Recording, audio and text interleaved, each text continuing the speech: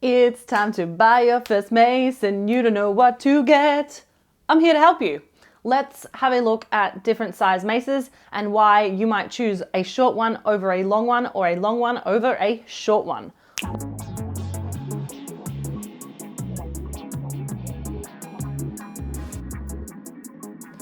Don't overlook light weights just because you think you're really strong. There are movements that you've never done before. There are planes of motion you are not used to moving in. And I don't know about you, but wouldn't we rather err on the side of caution and have a little fun with our practice? Get to know the tool rather than size up, size up, size up. Make it all about the weight. We don't want to go too heavy and trash our joints and tendons before they're ready for the load that we're asking. There are no shortage of buff dudes slinging mace on the internet like it is no big deal at all. I'm here to tell you that it's kind of a big deal while you're getting used to it. Going heavier and doing crappy reps, there's a lot more danger for hurting yourself. But if you are light while you are learning and the reps aren't going great, it's not as big of a deal, right? If you're just starting out in mace, these are your two choices. 3 kilo shorty, 4.5 kilo or 4 kilo longer standard size mace.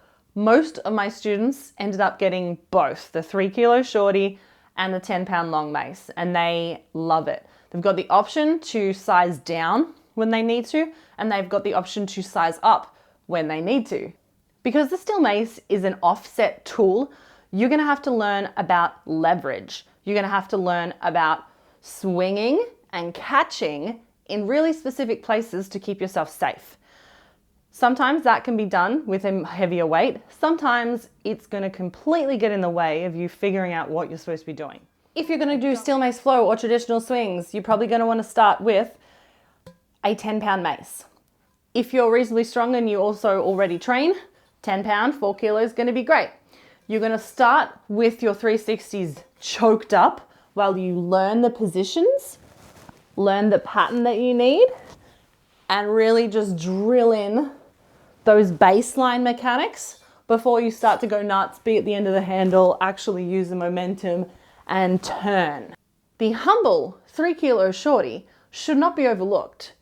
It is really, really great at teaching engagement in different ways. Everyone's done it before, right? You're trying something with a reasonably heavy weight and all you can think about is, dear, please God, let me survive this. This is so heavy, I feel like I'm gonna die.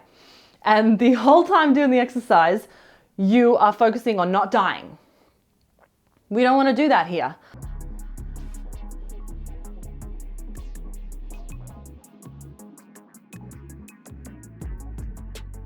Four kilos, right in your hand, doing a bicep curl, cool, not too bad, no trouble there, right? 4 kilos, pressing overhead. Hey, she's fine. But if you notice, both of those moves, I've got the weight directly in my hand. It is also going to be different on your wrist in different positions. And all of these come into consideration when you're trying to decide what mace you want to use. Sometimes you're just tired and you need a little rest. So in order to have a little rest, what do? We get the smaller mace. A word of caution, a lot of people don't have the shoulder range for 360s straight up. So that's something to consider. If you're lucky enough to live somewhere where you can go and pick up a mace before you buy one, I highly recommend doing that. Go somewhere where there are maces, feel them, put one gently behind your head, see if you can push your hands behind your head, hide them, bring your elbows in, and keep this really straight line. Now, when I first picked up a mace, everybody's like, oh yeah, the mace will drop right down. And I was here thinking, how is this mace gonna be behind me in line with my back? And it took months to be able to get it this far back, basically.